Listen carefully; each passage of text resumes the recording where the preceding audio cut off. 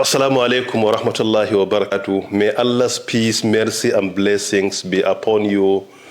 Bismillahir Rahmanir Rahim. In the name of Allah, the entirely merciful and the especially merciful. Yesterday night, I was confronted by some medical experts in which I immediately referred them to one of my lectures where I answered the question in the month of Ramadan during our last tafsir at An-Nur. Immediately they responded by saying they were more interested in getting the answer in the English rather than Hausa, even the summary of what I have previously said in the month of Ramadan. The question is with regards to organ donation or organ selling, the Islamic ruling with regards to donating your organ or selling your organ. Then after their first contact, I was reminded that there was a investigative report conducted by the Daily Trust newspaper where they disclosed certain places where organs were being sold in Nigeria, particularly in Abuja. In an attempt to answer the question, we can petition, demarcate, or even divide the question into two. Firstly, with regards to organ selling, for someone to sell his kidney, or to sell his liver, or to sell his heart, or any part of his organ. The most popular view of our scholars, of our leading scholars and our pious predecessors, this is not permissible. It is not allowed Islamically. And this issue came about as a result of a significant advancement in the field of medicine and science, where there is organ transplantation, an organ can be taken from one person to another. This question has been answered in so many fora where issues are being discussed Islamically with regards to advancement in medicine, in science, and many more. Take, for instance, in the discussion of Majma' al-Fiqh al-Islami in Jeddah, Kingdom of Saudi Arabia, in one of their sittings, their statement number 26, and in their fourth meeting, which commenced on the 6th of February 1988, and was concluded on 11 February 1988, which can be equivalent to the month of Safar 1408 after Hijrah. They address these issues effectively by saying that organ selling, according to the most popular view, is not allowed, is not permissible for one to sell his organ because of poverty or any other reason. This is not allowed completely. And one of the reasons that our scholars rely on to issue this fatwa, this verdict, is firstly because of the fact that your body doesn't belong to you. It belongs to your creator. And that is why if you abuse your body, you will be questioned before your creator on the last day.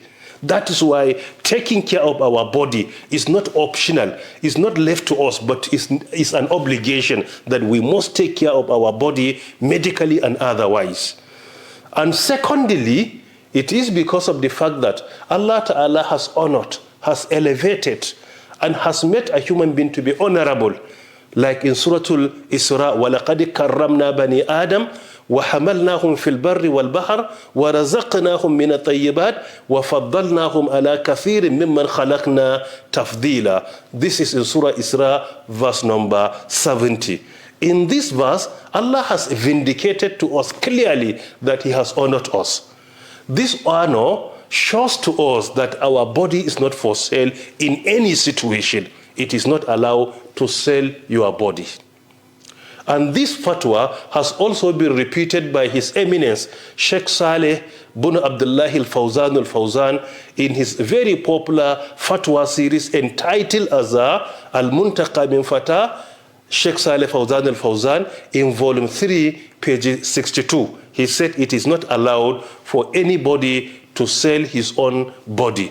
And also the fatwa, the verdict has also been repeated by His Eminence Sheikh Muhammad Mukhtar Shankiti in his popular fatwa called Ahkamul Jaraha at-Tibbiyya, from page 353 up to 391. He covered almost 40 pages discussing that it is not permissible in any situation to sell your organ. Furthermore, when it comes to organ donation, where you donate without any financial benefit, in this, our scholars have divided the issue into certain categories. Number one, donating part of your organ to your own body, where certain part of your body can be taken away to another part of your body, like your flesh can be taken from part of your body to another part due to surgery or anything like that. In that situation, as long as there is no any significant deformity that will bring to you, it is allowed for part of your body to be taken to another part of the same body. That is donating your organ to your organ. Because according to their fatwa, they consider as an organ any important part of your body. Take for instance, like your blood vessel, like cells, tissues, all of them are part of the organ based on their categorization, particularly in Majma' al-Fiqh al-Islami. And they came up with this fatwa after a very long discussion with Islamic scholars, medical experts, and other stakeholders, where they explain clearly about the process and the function of each and every organ in your body. Secondly, one person to donate his organ to another person.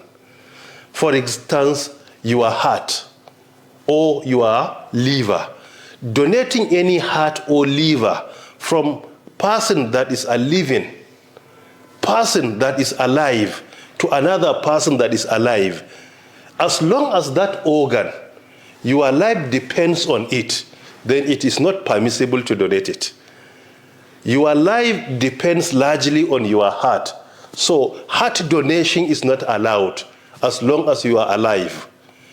Your liver here, your life depends on it. So donating your liver as long as you are healthy and alive is not permissible. So any organ that you cannot live without it, for you to sacrifice your life and donate to someone is not allowed. Furthermore, organs that life depends on, but they are from someone that there is no any probability of living, because of brain death, for example. In a situation where there is a brain death and it has been confirmed medically that this will not be reversed, in that situation, they said organ donation from someone that is about to depart the world to somebody that is in need.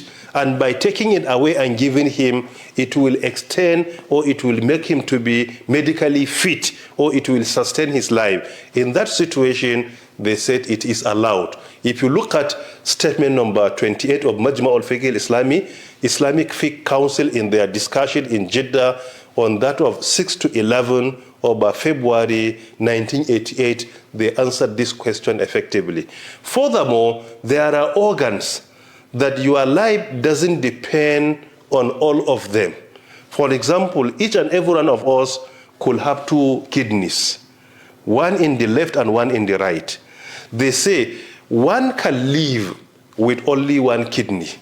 In that regard, they say if somebody is medically fit, and secondly, he is adult, and also in his mental sense, and he willingly donates his kidney maybe to his father or to his mother or to his wife or to his son or to his friend, in that situation, as long as he endorses it, that is also permissible to donate it, and as long as that donation could save the life of someone. So this is an organ donation where the life doesn't depend on both of them. With 1 kidney, he can survive. Because there are people that are born with only one kidney, not two.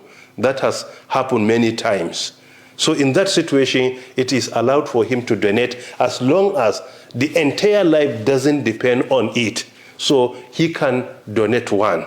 And that should be done willingly, and he should reach an age where he can take a decision for himself. And there should be no any form of misleading him in the process. And these are the things that we need to understand clearly. Religion encourages us to save life. You can donate an organ to any person that you know. By donating, he can survive, and as long as that organ is not critical to your life. Furthermore, you can donate blood, but to sell it, according to the most popular view, is not allowed.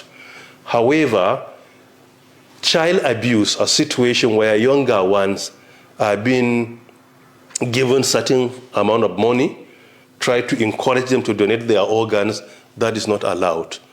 They do not reach the age of taking decision for themselves. And this is in summary. If you need more explanation, you may wish to refer to Ahkamul Jaraha at-Tibbiya, which has been authored by Sheikh Muhammad al-Muqtar al-Shankiti, and read carefully from page 353 up to 391, or even page 392. Almost 40 pages he discussed this issue effectively, and also the fatwa of Al-Muntaqa, which has been authored by Sheikh Saleh Fawzan al-Fawzan, particularly volume 3 in page 62, and also an extensive discussion of the matter which has been conducted by Islamic Fiqh Council in Jeddah is also very important. And the issue has also been addressed by the International Islamic Conference in Malaysia, and it has also been addressed by the Senior Scholars Council in Saudi Arabia, that is Majlisu Kibar al-Ulama, and in so many other fora. May Allah Ta'ala save all of us, and may He guide us aright, and Allah knows best. Wassalamu alaikum wa rahmatullahi wa barakatuh.